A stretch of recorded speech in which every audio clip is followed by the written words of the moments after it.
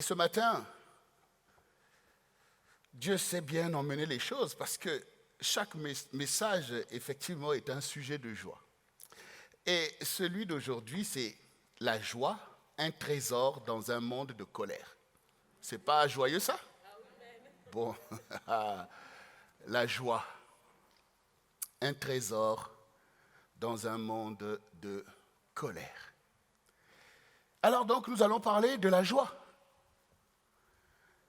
La joie que nous venons encore d'exprimer.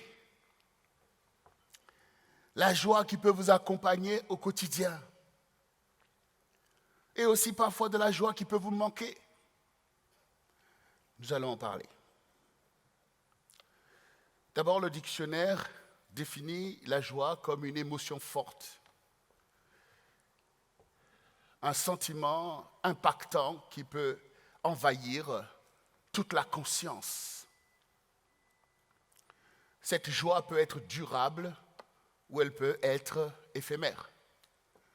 Elle peut venir de quelque chose qui se produit au-dedans de nous ou de quelque chose d'extérieur.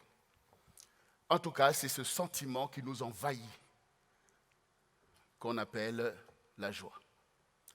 Et la Bible en parle de la joie comme d'un sujet majeur. Vous savez, dans la Bible, vous avez des sujets majeurs, comme celui de la justice, qui nous a occupés ces derniers temps. Ce sont des sujets que l'Éternel en parle depuis la Genèse jusqu'à l'Apocalypse comme étant l'objet même de son intervention sur la terre.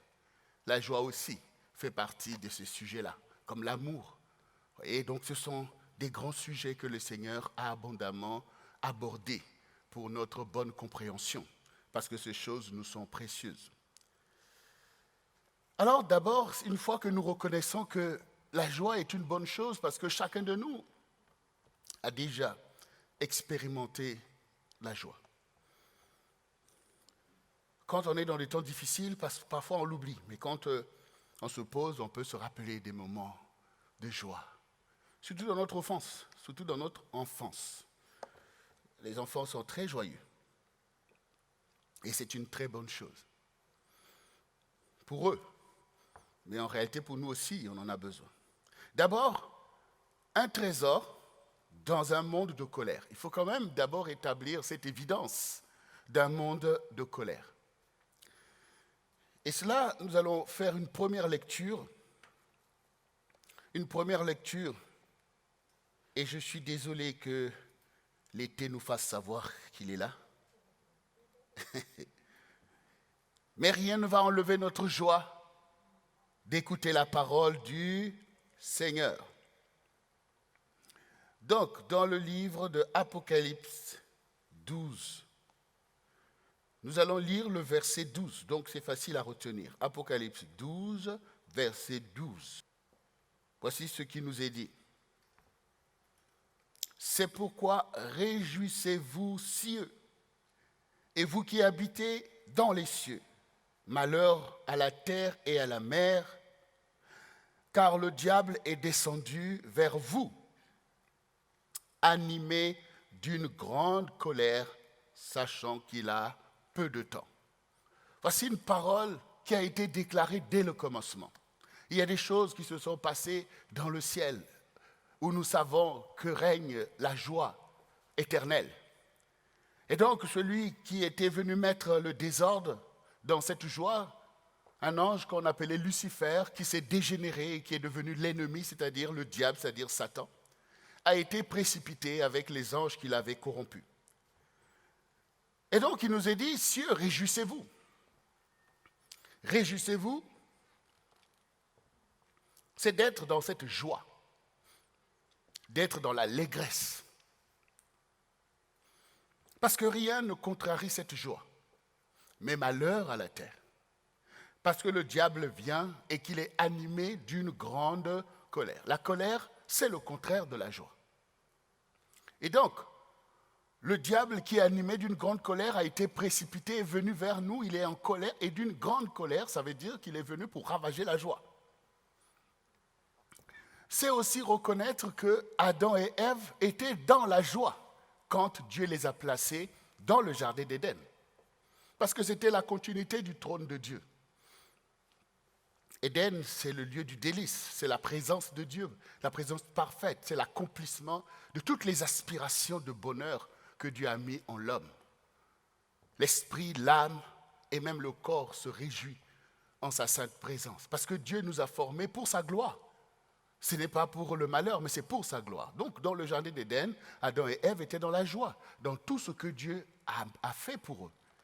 Rien ne manquait à cette joie. Le Seigneur lui-même descendant le soir pour parler avec ses bien-aimés, Adam et Ève. Alors, celui qui est en colère est descendu. Il est descendu non pas pour venir les chahuter, mais pour les séduire.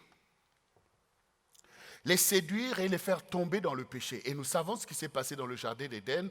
Donc, par la séduction du serpent, Ève a osé rompre l'alliance de paix avec Dieu en faisant ce que Dieu a prohibé. Cela n'est pas conforme à l'alliance de paix. Cela n'est pas conforme à l'alliance de la joie du Seigneur, de faire ce qu'il a prohibé de faire, pour nous protéger, pour protéger notre joie. Tout se protège. Voyez ? Et donc, ayant fait cela, ils ont péché et ils se sont souillés et ils n'ont plus été capables d'être dans la présence de Dieu, dans cette paix et dans cette joie. Ce qui fait que quand le Seigneur descend, il les appelle, ils se sont cachés. Nous avons entendu ta voix et nous nous sommes cachés. Là, on voit déjà que ce n'est pas la joie d'aller se cacher. Et puis tout d'un coup, il dit, mais parce que nous sommes nus. Mais qui vous a dit que vous êtes nus? Tout ça, ce n'est pas la joie d'être nu. Vous voyez? Donc, on voit bien que Satan donc, a causé la perte de l'humanité en créant cette désobéissance. Et la conséquence n'a pas tardé. Dieu donc a chassé Adam et Ève de sa présence, de cette paix, de cette joie.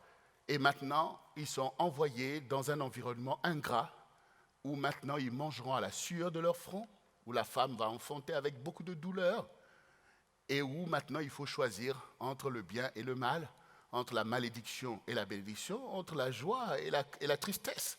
Toutes ces choses sont maintenant là.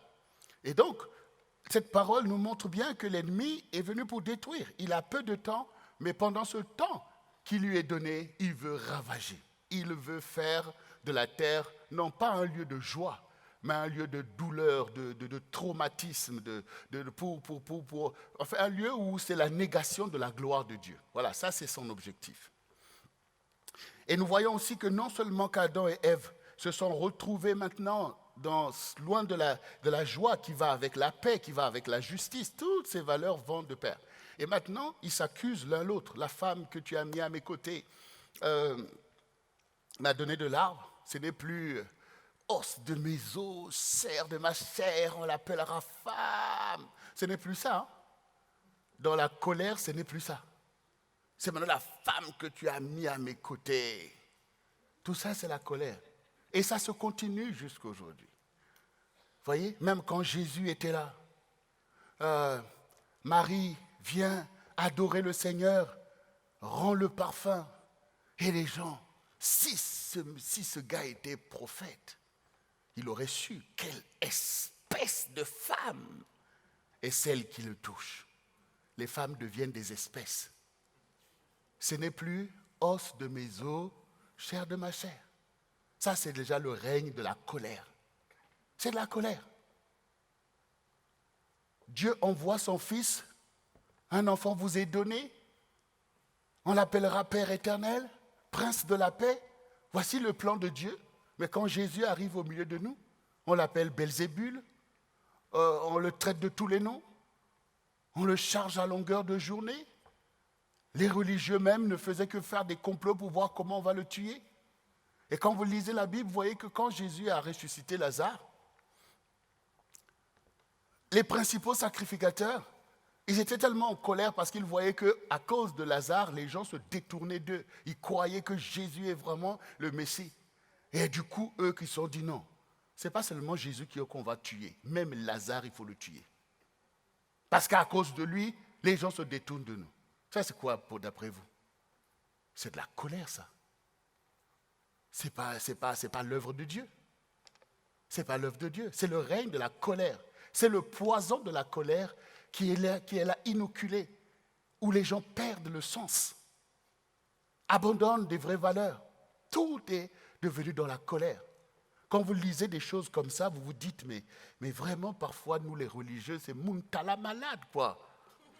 Comme on dit chez nous à la Martinique. Mais oui, parce que vous réfléchissez. Dieu vient de faire un prodige, on vient de ressusciter un mort. Au lieu de donner gloire à Dieu, on forme le dessein de tuer le Seigneur et de tuer Lazare, la preuve qu'il est le Christ. Comment on peut en arriver à cela alors qu'on est des enfants de Dieu? Je dis on parce que ça n'a pas changé. Ça n'a pas changé, bien-aimés. Réfléchissez un peu vous-même. Ce qui se passe déjà au milieu de nous, ce qui se passe au milieu de toi, de ta famille, de ta maison, de tes amis, de tes frères et sœurs en Christ. Qu'est-ce qui se passe? C'est le règne de la paix? Est-ce que c'est le règne de la joie? Non, c'est la colère. C'est la colère. On s'énerve de tout. On s'énerve des hommes de Dieu. On s'énerve des brebis du Seigneur. On s'énerve les uns les autres. On s'énerve de la famille. On s'énerve dans le couple. On s'énerve des enfants. Les enfants s'énervent des parents. C'est la colère. Dans le pays, n'en parlons pas. En France, c'est la colère. Partout, c'est la colère. On est obligé de changer de gouvernement parce que c'est la colère. Partout, c'est la colère. Dans le monde entier, c'est la colère. Aux États-Unis, c'est la colère. En Afrique, c'est la colère. En Asie, c'est la colère. Même en Australie, c'est la colère. Tout le monde est en colère. C'est un aveu d'échec, de confusion par rapport au projet de Dieu dont nous avons célébré tout à l'heure.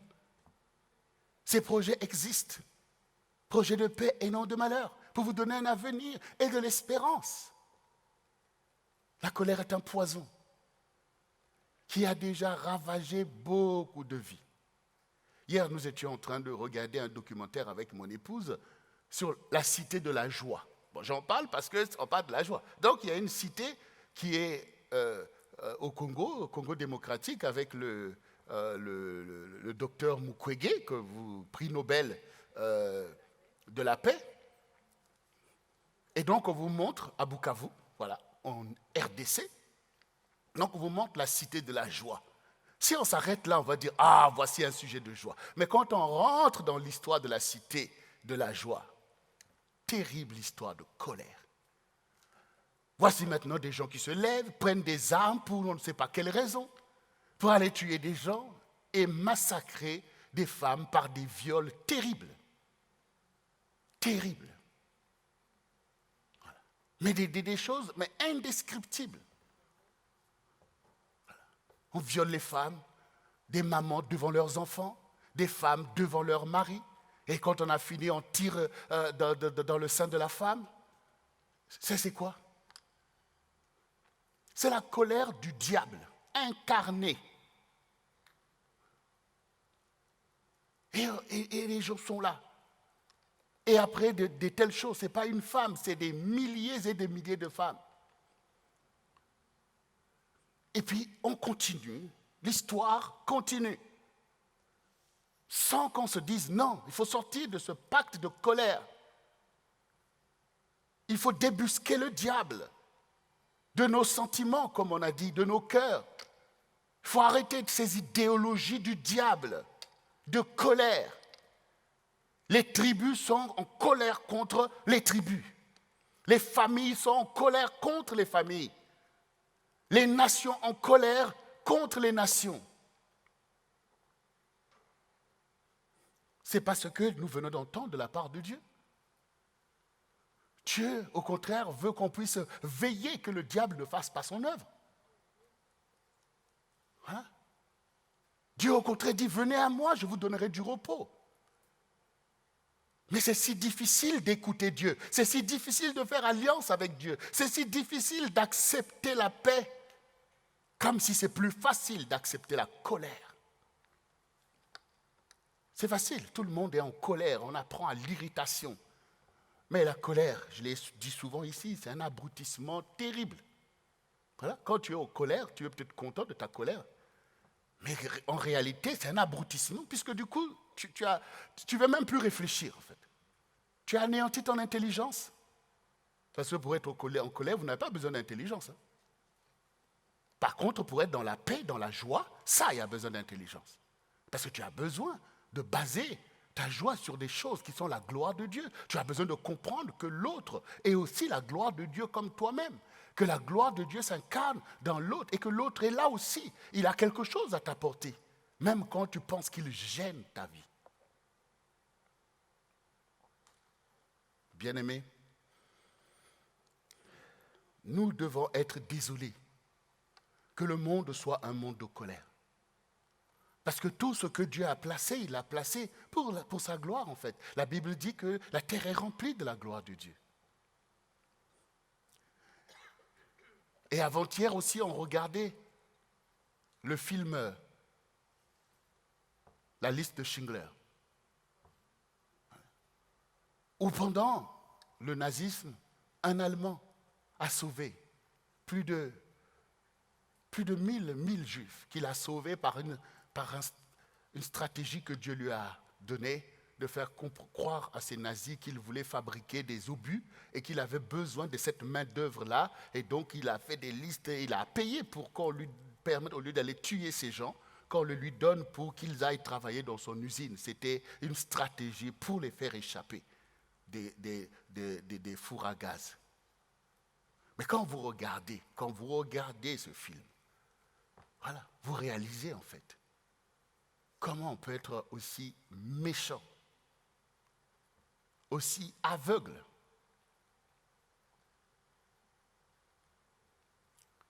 Et il y a une jeune fille dans cette histoire triste, enfermée avec ses parents et qui écrivait son journal, qui écrivait un journal. Je ne sais pas si c'est le même film. Voilà, c'est un autre film où il y a une enfant qui est un documentaire d'un enfant qui écrivait son journal pour décrire comment les jours se déroulaient. Anne Frank, voilà.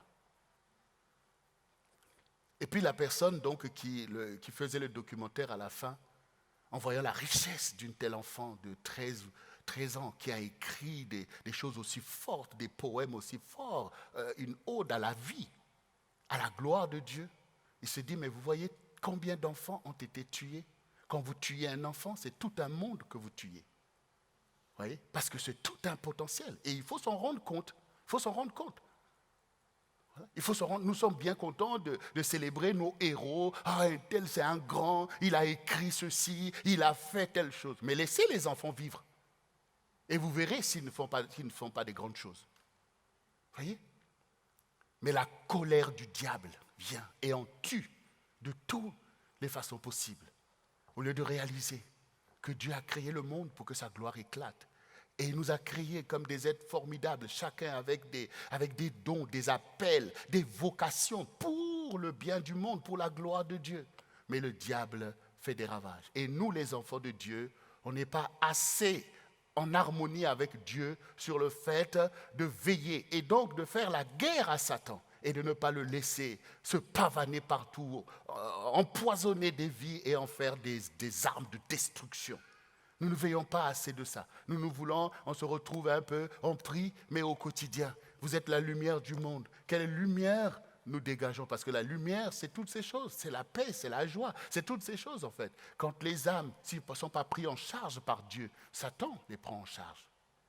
Satan les prend en charge. Alors, bien-aimés, donc nous sommes bien d'accord que ce monde, c'est un monde de colère. Mais le Seigneur, au milieu de ça, il n'est pas absent. Le Seigneur travaille, parce que si le Seigneur n'était pas là, effectivement, le monde serait détruit depuis longtemps. Quand vous regardez par exemple les ravages de la Première Guerre mondiale et de la Deuxième Guerre mondiale, si ça devait se continuer, est-ce qu'on serait là en train de parler de ces choses? Non. Donc l'élan de Satan, c'est de tout détruire. Mais parce que Dieu est là, parce que Dieu aussi trouve des gens qui lui prêtent l'oreille, parce que Dieu est capable de purifier les cœurs de ceux qui aspirent à des bonnes choses, alors Satan ne pourra pas atteindre ses objectifs. Mais le Seigneur, lui, atteindra ses objectifs. C'est pourquoi, bien-aimés, ici,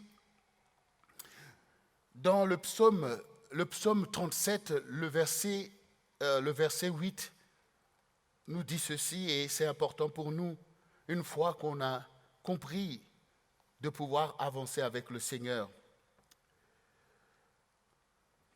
Psaume 37.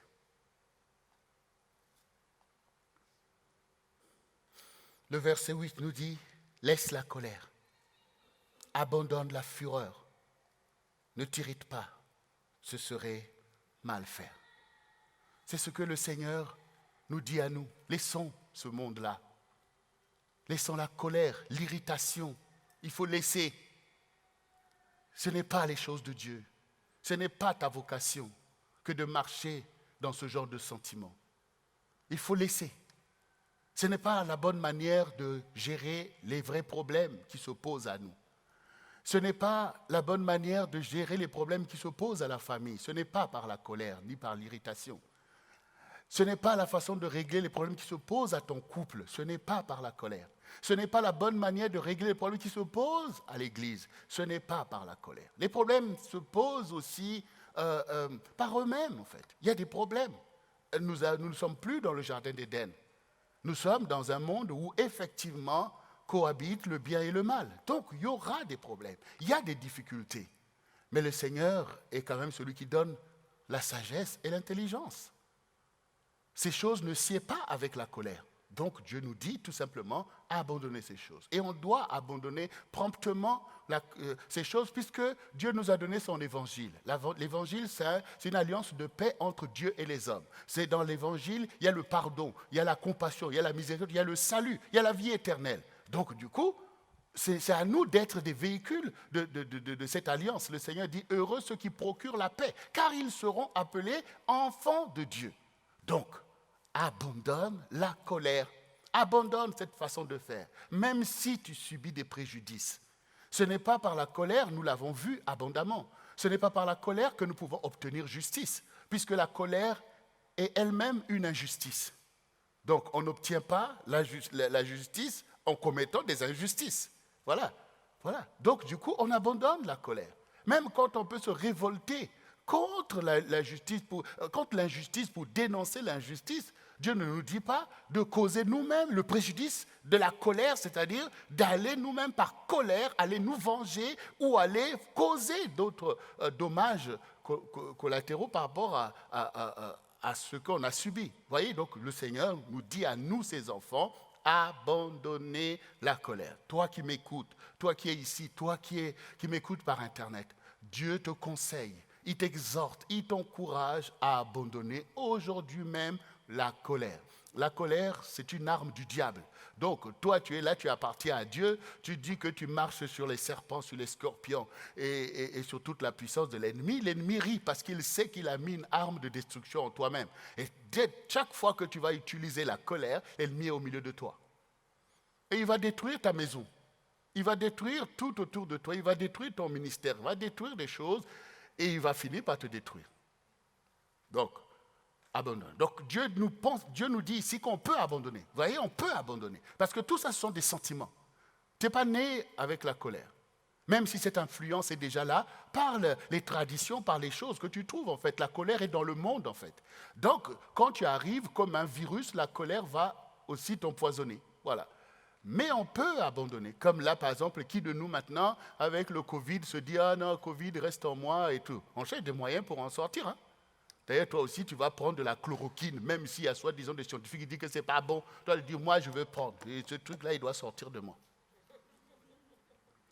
Là, maintenant, la chloroquine que je te conseille, c'est celle qui anéantit la colère. Voilà, c'est la parole de Dieu. Je dis, le Seigneur m'a dit d'abandonner la colère. Même dans la maison, les enfants, quand ils veulent te parler, ils arrivent, papa, bon, tu vas dire, mais mon enfant parle. L'enfant même étonné. Parce qu'il est tellement habitué à se voir en colère. Tu dis, non, mon enfant, j'ai abandonné la colère au culte de gospel, c'est fini. C'est fini les enfants, maintenant on peut s'épanouir, allez, on peut parler intelligemment. Les enfants aussi sont intelligents, ils peuvent vous enseigner plein de choses. Mais quand il y a la colère, ils ne peuvent pas. Hein. Voilà. Donc on abandonne la colère. Dans le couple, quand tu vas rentrer, ta femme te dit, Chérie, s'il te plaît. Oui, je t'écoute, chérie. S'il te plaît, ne te mets pas. Mais je t'écoute. Mais ne te mets pas en colère. Parce qu'elle est habituée. Elle sait que dès qu'elle démarre, boum. Tu dis, mais non, chérie, tu peux parler. Tu es sûr? Mais j'ai abandonné la colère au culte de gospel. Aïe. Le mari aussi, hein? Le mari aussi, quand tu vas rentrer, le gars regarde la télé, il t'entend que tu reviens du culte. Il entend tes pas. Il est obligé d'éteindre la télé parce que tu vas encore sortir le disque. Ouais, toi, tu es ceci. Quand tu rentres, tu as vu. Mais chérie, tu peux regarder ton documentaire, tout ça. Ah bon? Ah bon? Tu ne vas pas te mettre en colère. Mais non, on a abandonné tout ça au culte de gospel. Bien-aimés, on abandonne, où que nous soyons. Il faut obéir au Seigneur. Il faut obéir au Seigneur. Et donc, nous abandonnons ces choses parce que notre Dieu a un autre plan pour nous. Notre Dieu a des projets pour nous. Alors, du coup, quand maintenant, nous avons compris que les colères du diable, ce n'est pas notre challenge, ce n'est pas nos affaires. Hein. Le diable, on lui remet ses colères et qu'il aille se faire voir quelque part. Nous, on veut nous occuper du plan de Dieu pour nous. En tout cas, c'est le psaume où David dit « Je suis dans la joie quand on me dit « Allons à la maison du Seigneur ». C'est David qui dit « Je suis dans la joie quand on me dit « Allons ». Combien? Ah, psaume 122. Mais en tout cas, voilà, on connaît ce passage. Je suis dans la joie quand on me dit « Allons à la maison du Seigneur ». C'est ce que David, c'était sa joie. Mais pour nous aujourd'hui, ça veut dire quoi quand on me dit « Allons à la maison du Seigneur ». Quand nous voyons tout ce qui s'est passé aujourd'hui avec le Covid, nous avons été forcés de rester dans nos maisons. Ça ne te suffit pas d'avoir été confiné pendant 3 mois dans ta maison? Mais il y a beaucoup qui veulent encore continuer à rester dans leur... David aussi avait une maison et même un palais. Mais il n'a jamais dit « je suis dans la joie quand je suis chez moi ». Non, il a dit « je suis dans la joie quand on me dit « allons à la maison du Seigneur ». Parce que la joie demeure quelque part. David sait c'est quoi la maison de Dieu. Est-ce que Dieu peut demander à Moïse de bâtir un tabernacle en vain? Et que cela n'est pas bénéfique pour le peuple de Dieu? Et que cela n'est pas pour le bonheur du peuple de Dieu? Est-ce que Dieu pouvait accéder à la prière de David en disant « J'habite dans un palais, dans une maison, et toi tu es dans une tente, je veux te bâtir une maison ». Et Dieu dit « Non, ce n'est pas toi qui vas me bâtir une maison, tu es un homme de guerre, mais ton fils, lui, bâtira ma maison ». Et donc un mandat a été donné à Salomon de bâtir la maison du Seigneur. Et Salomon a compris que c'était la vocation de sa vie, de bâtir. Et que c'était un honneur pour lui, de bâtir la maison du Seigneur, où Dieu va régner, où les nations viendront pour venir contempler la gloire du Dieu d'Israël. Donc, ces gens savent l'importance de la maison qui est consacrée à Dieu, du lieu où Dieu rencontre son peuple, du lieu où Dieu nous attend. Quand nous nous invitons les uns les autres, on est bien content quand tu vas chez quelqu'un qui t'a invité et que tu sais que tu es le bienvenu. Quand tu arrives, tu vois bien des choses qu'on a préparées pour toi. Tu le vois bien. On a préparé des petits fours pour pouvoir t'accueillir avec un cocktail de jus. Pour d'autres, peut-être, c'est des petits pâtés de je ne sais pas quoi. D'autres, enfin, on fait des choses parce qu'on accueille quelqu'un. Donc, celui à qui appartient la maison se fait le plaisir de faire bon accueil à ses invités. Donc, on sait c'est quoi venir dans la maison de quelqu'un. Donc, le Seigneur, il est bien là avec nous. Vous allez me dire, mais oui, le Seigneur est aussi à la maison. Il est aussi dans ta maison, mais pas dans la même dimension que dans sa propre maison. Of course. Eh bien oui. Quand il vient chez toi, le Seigneur, il dit quoi? Je frappe à ta porte. Si tu ouvres, j'entrerai, je souperai. Est-ce que vous pensez que vous ouvrez au Seigneur tous les jours? Est-ce que dans ta maison, tu as vraiment ouvert ta maison au Seigneur? C'est bien de dire qu'il est aussi dans ta maison. Je veux bien croire que ta maison est un sanctuaire. Mais souvent, ce n'est pas le cas. Toi-même, tu vois ce qui se passe même quand tu dors. Est-ce que c'est la gloire de Dieu qui t'entoure? Donc, même quand on aurait ouvert notre maison au Seigneur et que nous en sommes bénis, nous et notre maison, mais Dieu ne règne pas dans ta maison comme il règne dans le lieu consacré pour accueillir son peuple.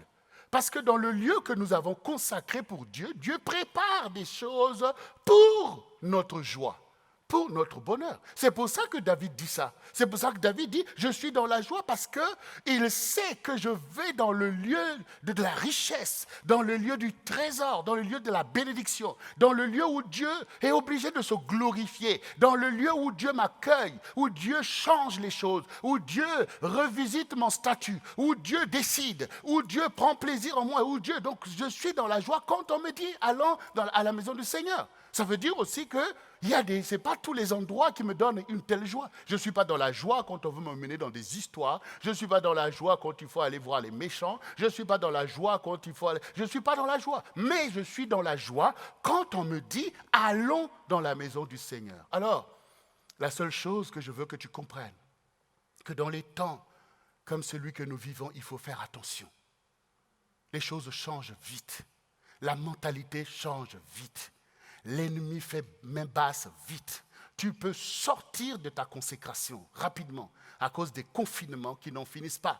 Je ne suis pas en train de parler des décisions que prenne le gouvernement pour nous mettre en sécurité. Je parle des confinements spirituels. Je parle de s'éloigner de Dieu. Je parle de ne pas avoir souci de sa présence. Je parle de ne pas avoir souci de la présence du peuple de Dieu. Parce que dans la maison de Dieu, il y a Dieu, mais il y a aussi le peuple de Dieu. Si nous sommes tous d'accord pour dire que, ah oui, Dieu c'est une bénédiction, je veux Dieu. Mais le peuple de Dieu, c'est aussi une bénédiction. C'est ça aussi. C'est pour ça que je dis que c'est bien que chez nous, nous ayons Dieu. Mais qu'est-ce qui est dit? Il est bon pour deux frères de demeurer ensemble. C'est là que descend la bénédiction. Vous voyez, ça dit que dans la maison de Dieu, Dieu se glorifie. Et qui glorifie Dieu? C'est le peuple de Dieu. Vous voyez?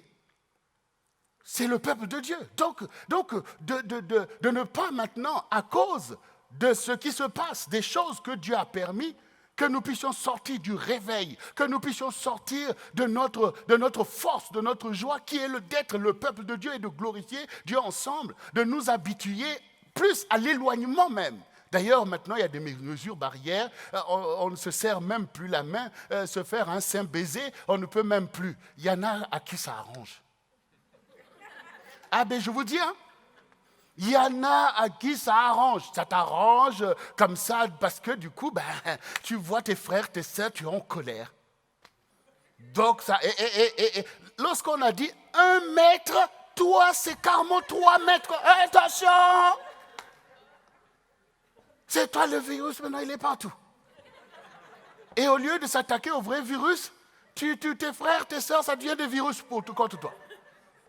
Non, mais bien aimé, je vous dis, mais vous ne savez pas comment les temps changent. Hein?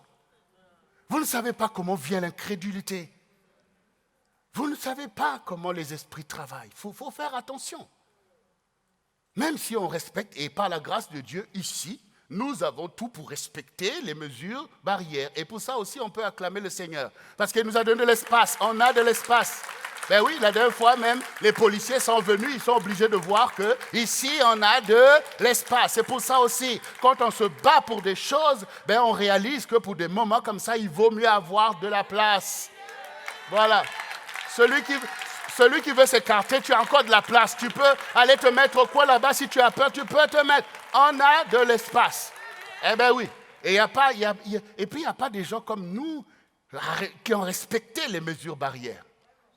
On a respecté, mais on a respecté aussi le Seigneur et on a respecté aussi le peuple de Dieu.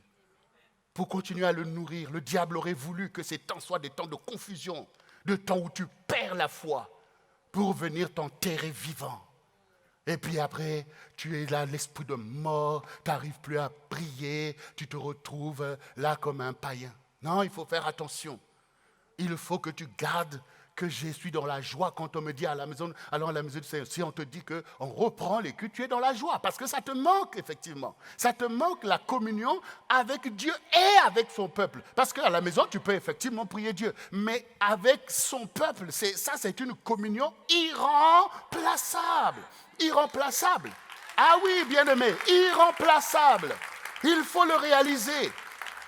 Et moi, je bénis le Seigneur pour des sœurs parmi nous notamment qui envoient des petits messages parfois par Messenger. Pasteur, est-ce qu'on peut venir avec les enfants? J'ai dit, bon, tu ne peux pas encore venir, mais je me réjouis parce que ça lui manque. Elle veut savoir si, voilà, ça lui manque. Oui. Effectivement, on est en train de travailler avec les responsables de l'équipe du département des enfants pour mettre en place effectivement un service réduit pendant ces vacances pour pouvoir accueillir quelques enfants, des parents qui sont si pressés de retrouver cet espace où nous communions avec le Seigneur. On va faire le nécessaire, on ne peut pas attendre la rentrée. Donc voilà, ça montre au moins que vraiment, il faut réaliser, en tant que peuple de Dieu, nous sommes un corps. Et Dieu compte sur nous. C'est nous qui pouvons donner à Dieu la louange dont il est digne en fait. Donc il faut réaliser la joie qui nous unit, qui est l'amour. L'Église a été placée dans la charité, dans l'amour en fait. Et cet amour, c'est la joie du peuple de Dieu. C'est la joie du Seigneur. C'est notre joie de nous voir. Même si on est là, tu vois l'autre. Moi j'aime bien, ah oui vraiment, on ne peut même pas s'embrasser. Ah j'aurais voulu te prendre dans les mains. Enfin, oui, c'est ce que nous voyons quand on lit les épîtres. C'est comme ça qu'était l'Église primitive. Mais au moins, l'élan du cœur est là. Au moins, on est là, quand on se voit, on est dans la joie. Et je pense que pour les Total Praise, faire 3 mois sans louer le Seigneur, c'est jamais arrivé. C'est jamais arrivé en fait. On finit par s'habituer à des choses. Pour toi, voilà, confinement, tu aurais voulu même que le confinement demeure toute ta vie. Mais ça allait rentrer dans le tombeau en fait. Ah mais oui, parce que dans le tombeau, c'est un confinement qui n'en finit pas. Mais c'est l'esprit de mort en fait. C'est l'esprit de mort. Il faut qu'on fasse attention. Et ce que je le dis pour l'Église du Seigneur. Je le dis pour l'Église du Seigneur. Parce qu'il y a beaucoup de choses qui se modifient. Beaucoup de choses qui se modifient. L'ennemi aurait voulu entraîner les gens dans une logique d'incrédulité, dans une logique où il n'y a plus la ferveur en Dieu. On a vu même dans les responsables de l'Église catholique se révolter pour dire au gouvernement, mais attendez, il faut quand même s'occuper, on a besoin de nous retrouver. Vous vous imaginez les anciens qui se sont retrouvés parfois à périr tout seuls, sans la force, la prière, la chaleur. Il faut réaliser le préjudice que ça peut représenter pour le peuple de Dieu de ne pas se retrouver. On peut respecter des mesures barrières, mais on ne veut pas respecter les choses du diable, l'indifférence, le mépris, négliger les choses de Dieu, l'absence des prières, l'absence de la louange. On ne veut pas ces choses. Donc on fait de tout notre mieux pour être actif et on se tient les uns les autres en fait, même quand on ne se retrouve pas. Mais est-ce que tu as un téléphone? Tu appelles ton frère, ta sœur, bien-aimé, comment ça se passe chez toi le confinement? Ah oui, vraiment, je prie pour toi et tout. Il faut que l'amour règne pour que la joie soit. La joie du Seigneur qui est notre force, bien-aimé. Il ne faut pas se laisser dépouiller par le diable. Il ne faut pas se laisser piller. Il ne faut pas se laisser piller. Voilà. Parce que toi, tu penses peut-être que, oui, ta richesse, c'est quoi? C'est le petit salaire que tu gagnes, c'est ta maison, c'est ta voiture, mais ça, c'est rien pour le diable. C'est rien, ces choses-là, il en possède, il en donne à ces gens. Non, ta vraie richesse, c'est la joie du Seigneur. Ça, c'est ta richesse. Il est en colère quand il voit cette joie régner en toi. Ta richesse, c'est l'amour que Dieu a rempli, par lequel tu aimes les gens que Dieu a créés à son image et à sa ressemblance, tes frères et tes sœurs. C'est à cause de ça qu'il ne peut pas dominer le monde. Parce que ces choses sont de Dieu et appartiennent à Dieu. Et Dieu règne au milieu de ces choses, bien-aimés. Donc c'est vraiment ça. Donc nous sommes comme David. Nous sommes dans la joie quand on nous dit « allons à la maison du Seigneur ». Et encore pour montrer que dans ce monde de colère, nous allons vivre. C'est que Dieu promet effectivement que son peuple vivra, possédera le pays, racontera les merveilles du Seigneur. Souvenez-vous de Ésaïe 61 que nous avons l'habitude de lire tout le temps. L'Esprit du Seigneur est sur moi, car il m'a oint pour porter de bonnes nouvelles aux malheureux. Nous portons de bonnes nouvelles pour guérir ceux qui ont le cœur brisé, pour délivrer les captifs et pour consoler les affligés, pour leur donner un diadème au lieu de la cendre, une huile de joie au lieu du deuil, un vêtement de louange au lieu d'un esprit abattu, afin qu'on les appelle des térébintes de la justice, une plantation de l'Éternel pour servir à sa gloire. Ils rebâtiront sur d'anciennes ruines, relèveront d'antiques décombres, ils reconstruiront des villes ravagées, dévastées depuis longtemps. Une huile de joie. La joie est une onction qui guérit ton être tout entier. C'est un trésor pour ta vie. C'est un trésor. C'est l'onction du Seigneur, la joie de l'Éternel. Parce que bien sûr, il y a des joies, le diable aussi procure des joies éphémères, des joies qui piègent, se réjouir du malheur des gens, se réjouir la jouissance du péché. Ce n'est pas de ça que nous parlons. Nous parlons de la joie de l'Éternel. La joie que Dieu donne, qui envahit ton âme, qui te donne la victoire même dans des temps difficiles. Parce que cette joie, c'est le trésor de ton âme qui s'attache à la vie éternelle déjà. C'est de ça que nous parlons. Dieu veut donner une huile de joie. Et nous devons veiller que cette huile de joie puisse se répandre tout autour de nous. Dieu nous fait procurateurs de cette huile de joie. Surtout dans un moment comme ça où notre génération est dans tous les déboires et dans la peur, dans la confusion. Il faut que nos vocations puissent se déployer. Et pour ceux qui réfléchissent, vous commencez à comprendre pourquoi le Seigneur a parlé de l'année du ministère, de l'année des vocations et des grandes réalisations. Mais oui, les grandes réalisations qui sont attendues ici, c'est quoi? C'est le relèvement, c'est la vie, c'est la joie, c'est de retrouver le chemin de l'espérance, de l'espoir, du bonheur. Ce sont ces choses que le gouvernement ne peut pas donner, les choses que le monde ne peut pas donner. Et il faut libérer vos vocations. Quand toi, tu es en train de consoler l'âme qui est abattue à côté de toi, tu es en train de réaliser une grande chose. Quand tu es en train de parler à quelqu'un qui peut-être déjà, le diable a même déjà mis la pensée du suicide, tu es en train d'accomplir de grandes choses. Parce qu'au travers de ça, il y aura encore la vie, Dieu va encore faire des prodiges. Donc le Seigneur ne veut pas que dans un temps comme celui-ci, que nous puissions fermer la bouche, que nous soyons inertes. Comme si l'ennemi nous aurait atteints au travers de ces Covid ou de je ne sais pas quoi. Non, nous ne mourrons pas.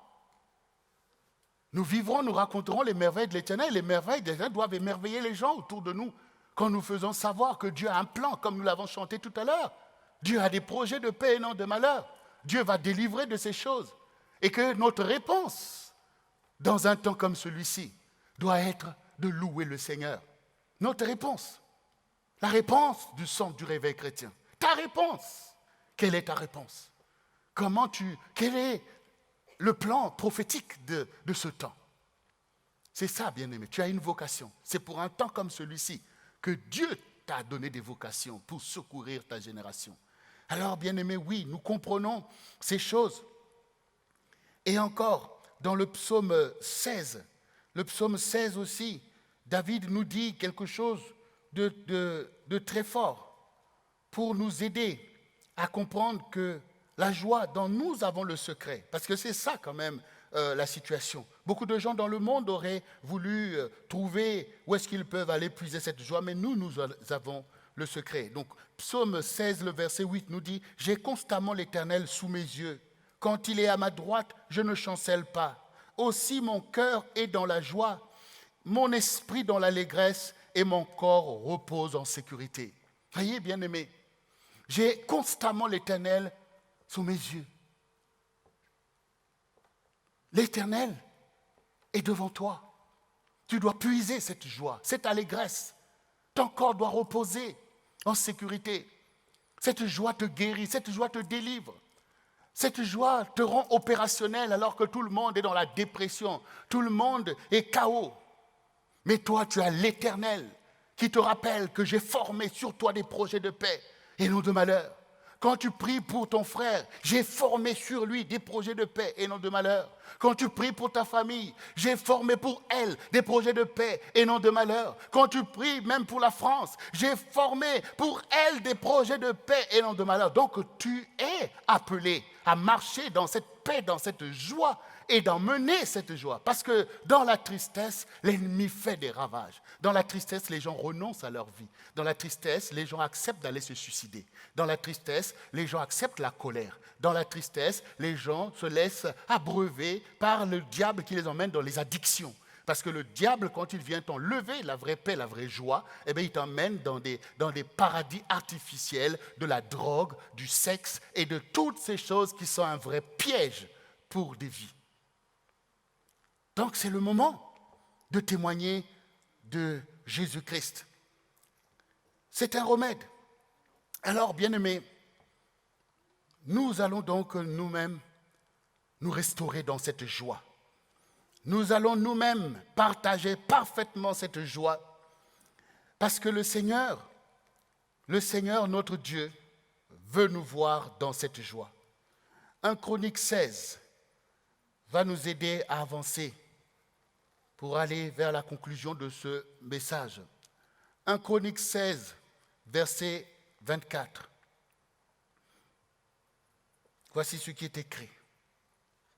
Racontez parmi les nations sa gloire, parmi tous les peuples ses merveilles, car l'Éternel est grand et très digne de louange. Il est redoutable par-dessus tous les dieux, car tous les dieux des peuples sont des idoles, et l'Éternel a fait les cieux.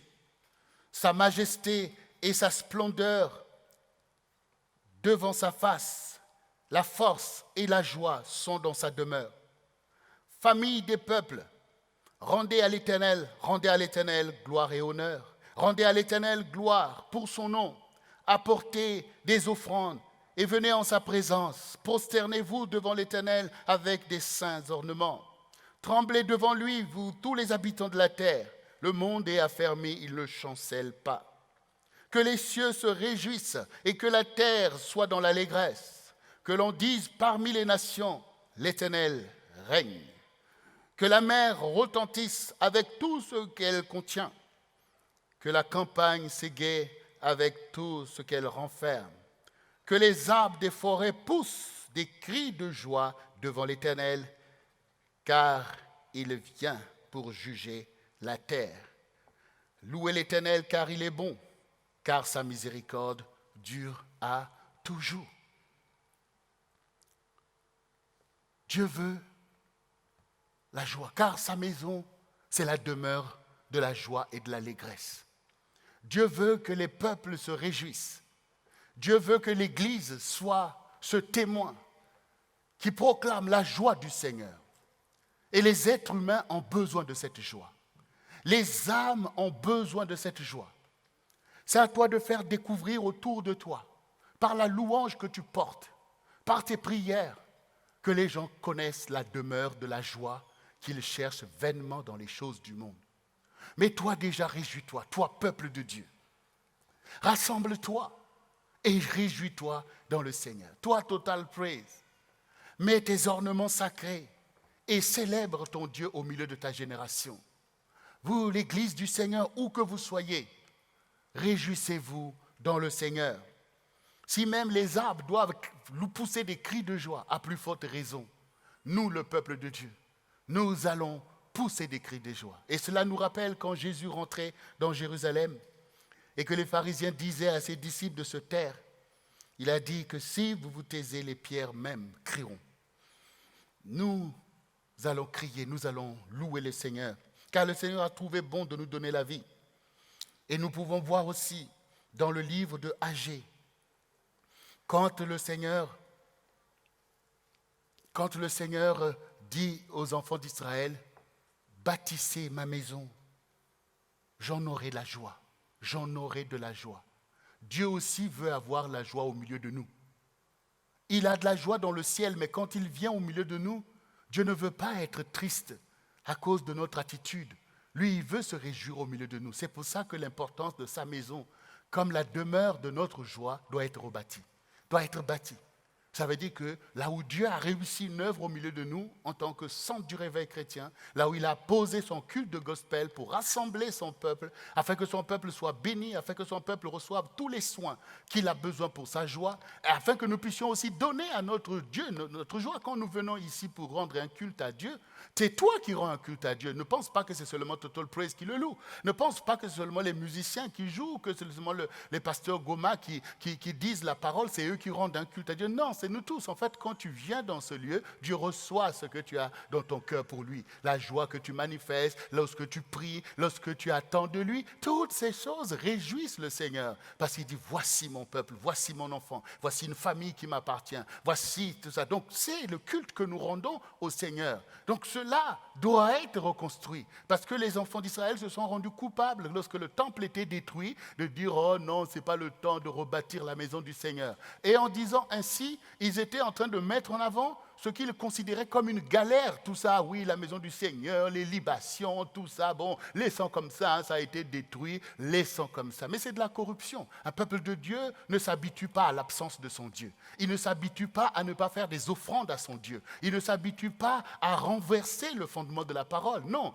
parce que c'est son identité qui est renversée de cette façon-là. Donc le peuple de Dieu, au contraire, a soif de restaurer l'autel de l'adoration, de restaurer le lieu de la communion avec Dieu. Le peuple de Dieu veut que son Dieu règne parce que c'est notre royaume, parce que si Dieu n'est pas là, sous le royaume de qui nous sommes.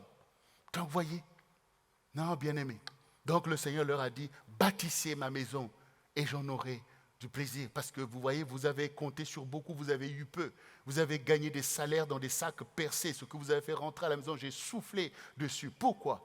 Mais parce que vous avez abandonné ma maison. Parce que vous ne voulez plus communier avec moi. C'est pour ça que vous êtes triste et malheureux. C'est pour ça que l'ennemi vous ravage et qu'il vous pille tout ce qui vous est cher, qu'il pille. Et nous voyons, bien-aimés, nous voyons, nous-mêmes en tant que pasteurs, nous voyons comment le diable pille les choses qui sont chères aux enfants de Dieu. Tout à l'heure, on parlait des mariages, les couples. Vous voyez, des couples, vous voyez les ravages que le diable fait, alors que nous voyons tout le monde prie pour la révélation, la femme de ma vie, l'homme de ma vie. Et on fait des cérémonies devant Dieu, on célèbre le mariage, tout le monde est content, parce que c'est ce qui sied, parce que c'est une grande découverte, parce que c'est quelque chose de béni. Mais au quotidien, quand le diable rentre avec sa colère dans les pensées, dans ceci, élévation de voix, des belles histoires qui s'écoulent, des familles dispersées, des enfants qui sont livrés à un environnement de colère et commençant à expérimenter eux-mêmes la colère. Et les enfants de Dieu aveugles ne sont pas en train de voir que ce sont des trésors que le diable est en train de piller.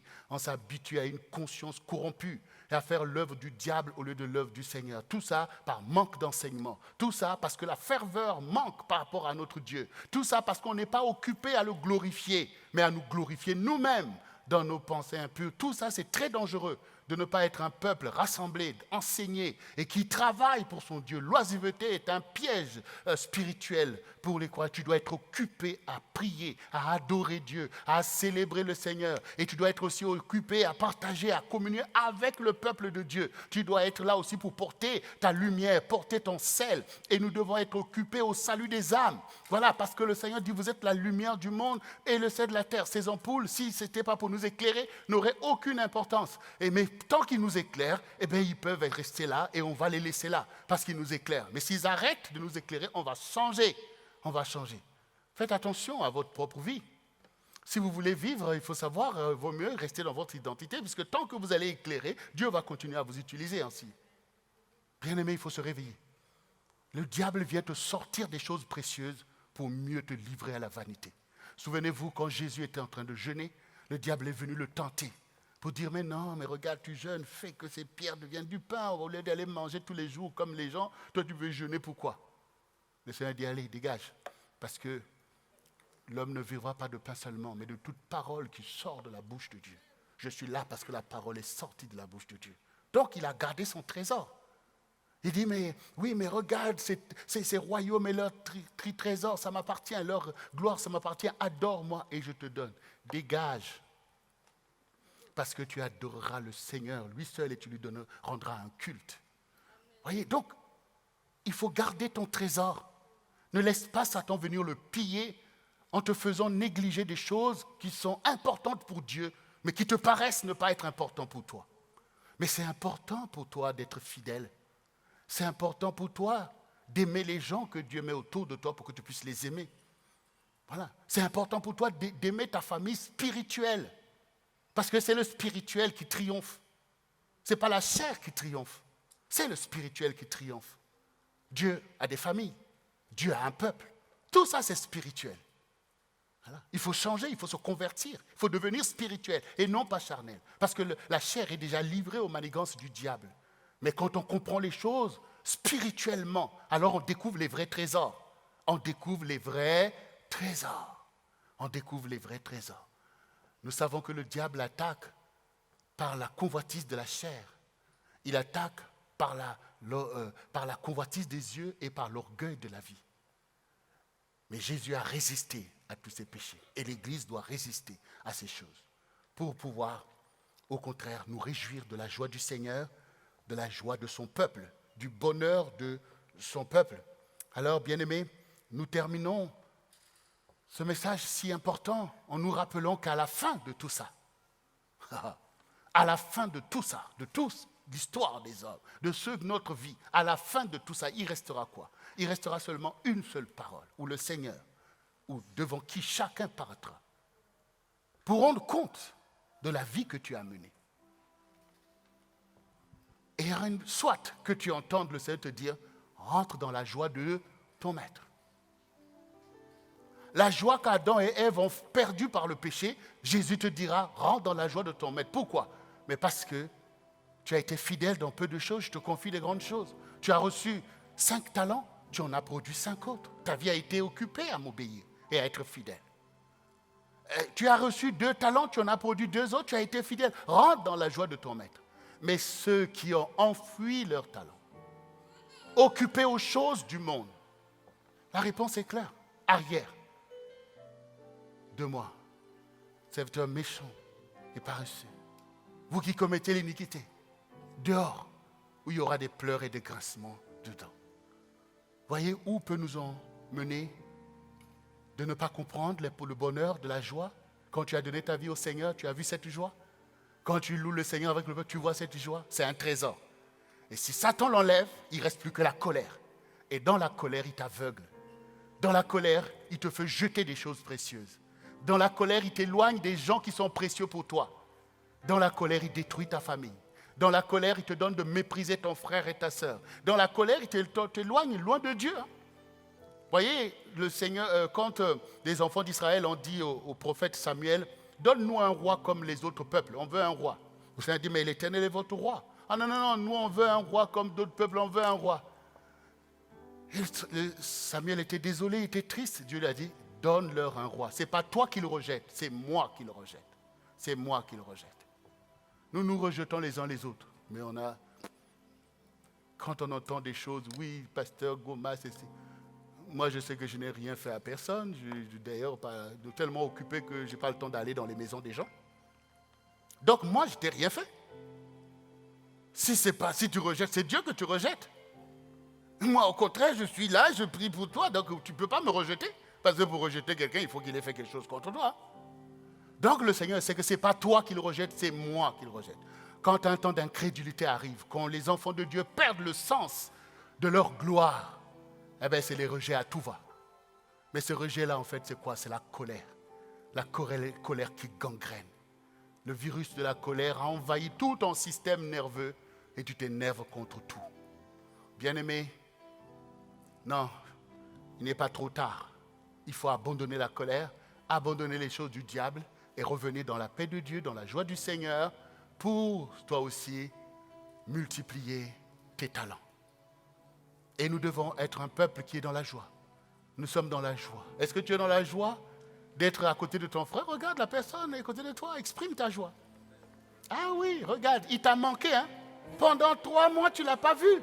Oh là là, ça t'a manqué, c'est terrible.